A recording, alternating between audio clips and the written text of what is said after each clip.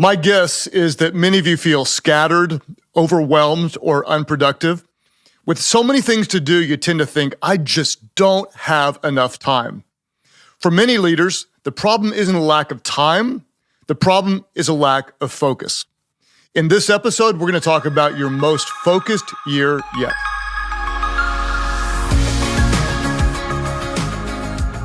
What is one of your most important responsibilities as a leader? The answer is one of your primary roles is to focus and direct attention. That's what you want to do. You want to focus and direct the attention of your team.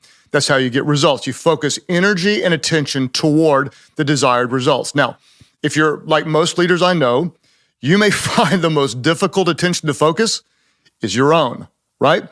Because we get so easily distracted.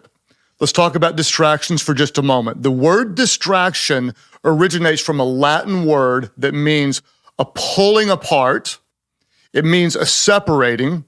It means a drawing of the mind in different directions. It means mental confusion or bewilderment. It's defined as a mental disturbance. I want you to let that sink in for a moment. A distraction is a pulling apart. It's drawing the mind in different directions. It's mental confusion. It's mental disturbance. What do distractions do? Well, distractions divide your heart. They disengage your mind. They distort your perspective. They discourage your soul. They disrupt your priorities, and eventually distractions will destroy your leadership. And that's why in the first episode of this year, we're going to talk about your most focused year yet. How to overcome the destructive force of distractions. What I want to do is I'm going to give you three big thoughts, and then we're going to unpack these thoughts. We're going to cover a lot of content today. I'm not going to review at the end of the session, so you may want to go back to review this content, or you can go to craiggroeschel.com/leadership podcast. Click on the link to get the free leader guide, and it'll have detailed notes for you each time we release a new podcast. So what are we going to do? Three big thoughts for your most focused year yet. The first thing you want to do is you want to clearly define your wins. What is a win for you? Number two is you want to distance the distractions. And number three, you want to obsess about the process, not the results. We're going to clearly define our wins. We're going to distance the distractions, and we're going to obsess about the process, not the results. Let's unpack these big three ideas that can dramatically change your leadership in the upcoming year. Number one, we're going to clearly define our wins. Now, what do we know? At the end of the day, at the end of the week, at the end of this month, at the end of this year, you'll want to define what a win will look like for you. What's your win? You might say, I want to increase profit or have a better marriage. You might say, I want to have less stress or I want to have more time off. You might want your influence to grow or to have a larger ministry or to have a healthier culture in your company. The bottom line is this: you cannot do what you don't define. What do you want to do? Now, if I ask you, what's your win in the upcoming year? Someone might say, well, I want to get in better shape, or I want to be more organized, or I want to get better with my finances, or you might say, I want to grow in my leadership. What I want to do is be very clear and tell you, these are not clearly defined wins. What those are is those are just wishes, because there's no way to measure your results. What we want to do as leaders is we want to be crystal clear on specifically what you want to do and by when. It's been said, if you have a goal, write it down. If you don't write it down, you have a wish, you don't have a goal. In fact, Dr. Gail Matthews, who's a psychology professor at Dominican University, found this out in some research that people who write down goals are 42% more likely to do them. That's massive. The research says if you write down the goal and you tell a friend, the likelihood increases to 78%. So that's what you're going to do. You're going to write down a very specific goal. Hopefully you'll tell someone, and the odds of you accomplishing that goal go way, way, way up. So what are you going to do? You're going to be very clear what you want to accomplish and by when. You might say, well, I want to get in better shape. That's not clear. So you're going to be really, really clear. You might say, I want to lose 8 pounds by March the 1st. That's clear. Or you might say, I want to walk 3 miles every single week. That's a clear and specific goal. You might want to be more organized. And so instead, what you're going to do is you're going to get specific and say, I'm going to prioritize my 3 top daily tasks. So the first thing you do is you write down, I'll accomplish these 3 things. You might look at the categories. What am I going to do? What am I going to decide? What am I going to delegate? And then you're going to define your top 3 tasks. You might want to get better at your finances. So to get really specific, you're going to create a budget by the end of the month. That'll make a difference. Or you might say, we're going to have a goal to pay off our credit card by June. That's specific on the what and the when. You might say, I want to grow in my leadership. And so for you, it might mean I'm going to listen to 1 podcast a week, or I'm going to pre-order the book and I'm going to listen to the free masterclass by the end of this week. Or you might meet weekly with a mentor, whatever it is. You're going to be very, very specific. Let's look back over last year. 2020 is over, thank God. I'm going to ask you this, and I want you to be honest. Did you accomplish what you wanted to accomplish? Did you achieve what you wanted to achieve? Did you become who you wanted to become as a leader, as a person, as a friend, as a spouse, whatever? If you weren't clear with your wins, you don't know if you achieved what you wanted to achieve.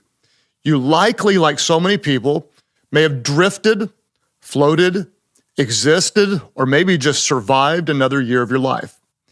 If you don't clearly define your wins for this year, you can't measure success. You will never do what you don't define. And that's why, number 1, we're going to clearly define our wins. At the end of the week, the month, the year, what is a very specific win for you? We're going to clearly define our wins. The second thing we're going to do, this is so important, is we're going to distance the distractions. We're going to distance the distractions. The best way to increase your focus is to decrease your distractions. Let's talk in detail and in depth about distractions. There's 2 types of distractions. There's cognitive distractions, and there's what I'd call opportunity distractions. Let's talk about cognitive distractions. These are the distractions that disrupt and distract your mind. The opportunity distractions would be the distractions that disrupt your mission. Let's talk about cognitive for a moment. These are the distractions that cripple our concentration and production. And perhaps the distractions that most leaders battle, what do you think it is? It's your mobile device. It's your cell phone. For many leaders, something as small as your cell phone is your biggest distraction. And let me unpack it for you a moment. According to Business Insider, the typical person touches his or her phone 2,617 times a day. Let that sink in. Those of you who are in the top 10%, the extreme cell phone users, you would touch your phone more than 5,400 times a day. May I just get into your business for a moment and say, that's gross. That's obsessive. That's crazy. Then when you look at social media, you're on Instagram, Facebook, YouTube, TikTok, Snapchat, Twitter, LinkedIn, whatever. The average person, according to studies today, scrolls through social media for 144 minutes. Think about that. Over 2 hours of your time a day on social media. This isn't counting news and emails and text and games and whatever your Netflix binge is. Some estimates show that people will spend about 7 years of their waking hours on social media, and some are estimating the younger generation will spend about 10 years of their waking hours on social media. Is that pathetic or stupid or what? Okay. As a leader, we have to remember, you will never make a big difference if you're constantly distracted by small things. Let me say it again. As a leader, you'll never make a big difference, if you're constantly distracted by small things. What you want to do in your leadership is stop getting distracted by the things that have nothing to do with your goals, with your wins. What are we going to do? We're going to work to eliminate or minimize cognitive disruptions. What I try to do, for example, if I'm going to write the content for a leadership podcast, which takes me a lot of time, very intentional about it, I'm going to create a distraction-free work zone. My preparation for the study time starts the night before I'm going to write a podcast. What I'm going to do, I set out my clothes for the next morning. I have my breakfast all ready just to warm up. I've got my snacks, my drinks. I have a 4 a.m. start time because I'm really fresh in the morning. During my study time, I've got no phone, no email, no notifications, no one's in my office. I've got ambient work music going on. And what happens is I get in the zone. And I can, in about a 4 or 5 hour period, produce what takes many people much, much longer because I've intentionally created an environment that helps me be productive. It's not accidental. If you want to be really productive in your leadership, be intentional about it. You might say like from 9 to 11 a.m., I'm not available because I'm preparing or producing or whatever. Or you might go and work in a coffee shop if you can do that safely wherever you live. Or you might have brainstorming meetings off-site just to eliminate distractions. Whatever you're going to do is you're going to eliminate distractions because as a leader, you will never do big and significant things if you're constantly distracted by the small and meaningless. We've talked about cognitive distractions. If you got to put your phone away, if you got to leave it behind for 4 hours, leave it behind. Don't let small things disrupt you from your important calling. Now, let's talk about opportunity distractions because this is where many leaders get tripped up. I'd say opportunity distractions are the apparently good opportunities that often rob leaders of the best and greatest impact. Let me say it again. These are the apparently good opportunities. They look pretty good. They look appealing. But these good opportunities often rob us of our best and greatest impact. What do we know? The more successful you become in leadership, the more opportunities are going to come your way every single time. And one day you're going to wake up and you're more successful than you were 2 years ago. And you're going to think, well, we couldn't do that back then, and now we can.